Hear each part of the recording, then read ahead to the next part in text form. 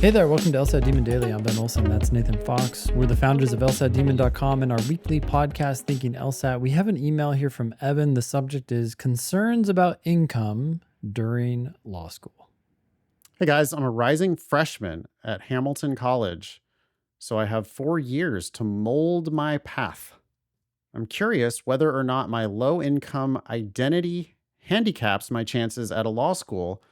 Not the direct idea that the admissions officer will see my income and reject me, but rather indirectly that I am unable to utilize my time for high commitment activities such as mock trial or debate because I need to work to make ends meet. Oh, I see. Evan is worried about hey, if I don't have the right extracurriculars. Dude, a job is the best extracurricular anyway. Get paid work and kick ass at it and write your personal statement about how you kicked ass at your paid work while you were in undergrad. Yeah. That'll make you look like so much more serious of an applicant than the kids who didn't work but got a bunch of dorky fake internships to pad their resume. Even president of such and such club. It's like, so what? Yeah. Oh, totally. Prelaw society, whatever. It's like we did cosplay, wearing a tie to our on-campus dorky pre-law society meetings. Which just actually involved food. Yeah, it actually involved an attendance sheet because the members didn't want to go to listen to the dumb lectures. So they were required to sign that they were there. Law schools know that you had to sign an attendance sheet at this dorky club or whatever. They're not that being president is a bad thing. Like if you do leadership things and actually build them, then sure, that's great. But Evan becoming manager of his local Starbucks is just as good, if not better. Probably better. Almost certainly better. Yeah. A longer term commitment, more meaningful experiences that you can write about. Like manager of a local Starbucks is writing about real shit. Managing dealing people, with customers, labor unions, all sorts of real life stuff, requirements, inspections from the government, all kinds of real shit. Meanwhile, I was president of the pre-law society for all 4 years. I was so inspired by all of my fellow students and the alumni attorneys who came and spoke to us about justice.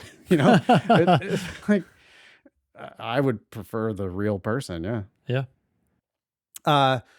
Evan continues, furthermore, I may not be able to do a lot of legal related internships because many still don't pay enough to make ends meet. Yeah, good. Then don't do that shit. Yep. Or try to get legal related jobs, entry level positions. See what you can get. Totally. Yep. Totally. Get an actual job in a law firm, or be a barista. That's totally fine too. Totally fine. Get real work experience. I mean, and by the way, dude, you're probably not making 6 figures a year or whatever you're doing as an undergrad, but law school costs 6 figures. You can get yourself a free law school education by getting straight A's as an undergrad. That's the number one most important thing. Right now, yeah. Get straight A's.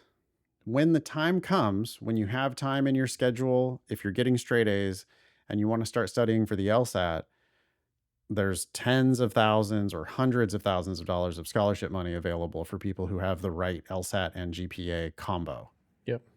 So you can change your financial circumstances significantly. They are not going to discriminate against you because you're poor. They are not going to discriminate against you because you didn't have a bunch of mock trial, debate, legal related internships. If you show up with the right LSAT and GPA, they're going to want to give you a scholarship for your LSAT and your GPA. Potentially money. They might give you a stipend. They might give you a stipend. They might pay you to come to law school. So you will have worked through undergrad, earned that money, potentially maybe even have saved some. Then you'll go to law school with your great GPA and great LSAT score and potentially get paid to be there. You can radically turn things around. The more you slow this down, Evan, the better it's going to work out for you. The law schools themselves are always going to encourage you to go K through JD. They would love it if you went K through JD. They just want your tuition money. They want you to never, you're already paying tuition at Hamilton College. They want to sign you up for the first year you're out of Hamilton College. They want you to start law school so that they can continue the gravy train for themselves of getting tuition money. And you just pump the brakes. Take a gap year, take 2, take 3 gap years. Yeah. Get straight A's in undergrad. Take time with your LSAT prep, kick ass, take it multiple times if necessary to make sure you have your best ability reflected on your official record. Then apply in September for the following September's admission. Yep. Whenever you apply. I mean, that could be the semester of the year you graduate, and then you take 1 gap year. But if it's the September, the year after you graduate, that's fine too. You take 2 gap years. Who cares? You've got perfect GPA. You've got building work experience. You've got a kick-ass LSAT score. You've got plenty to write about on your personal statement, even though you never did a legal internship. And yeah, you end up with multiple overlapping competing scholarship offers because you have the right LSAT, the right GPA, and you didn't rush into it. Contrast that with what many pre-law advisors probably tell someone like Evan. Yep. Oh no, they really do they tell me that they do holistic applications. So, you should try at least to get 1 legal internship. And yeah, they have all these programs. Like, have you considered these 3+3 programs that can save you a year of education? You're trying to save money? Oh, okay. Well then, yeah, let's do or a 3+3. If Hamilton College had a law school, they'd be like, oh, well, we have a special program for Hamilton undergrads where you could just come straight to Hamilton Law and you don't even have to take the LSAT. We've talked about programs like that before on Thinking LSAT. Oh my gosh. And probably on LSAT Demon Daily, where it's just like that serves them and not you at all. Yeah. So be really careful, Evan. You're fresh meat for the meat grinder. And it's sad too, because the irony is that because Evan may be low income, Evan is more sensitive to arguments, or potentially more sensitive to arguments like, oh, you don't have to take the LSAT, so you could save all that money on, signing up for the test, preparing for the test, whatever. And okay, cool. You're saving a couple $1,000s there, but it's going to cost you over $100,000, potentially $200,000 in law scholarships. They probably also think it's a good idea for Evan to go K through JD because, low income. So we got to get you to, we can't waste time. We want you to get to the point where you're going to be a practicing lawyer. You don't have the luxury that some of these rich kids do to take a gap year. It's like Evan wasn't planning on just gallivanting around Europe for the year. Evan was planning on getting the right LSAT so that he could pay the right price for law school. And get a job in the meantime and decide whether you even want to go to law school. Because that's another, unaddressed issue here. Evan, you should keep writing back into this show. Yep. I would love to do Evan updates once every 6 months or whatever. But really, Evan, for the next 3 years, I don't want to hear anything except for how you're getting straight A's. Yeah. Yeah. and potentially working. Yep. Write in after a semester, Evan, and tell us your grades. What's your major? What classes are you taking? Are you getting straight A's?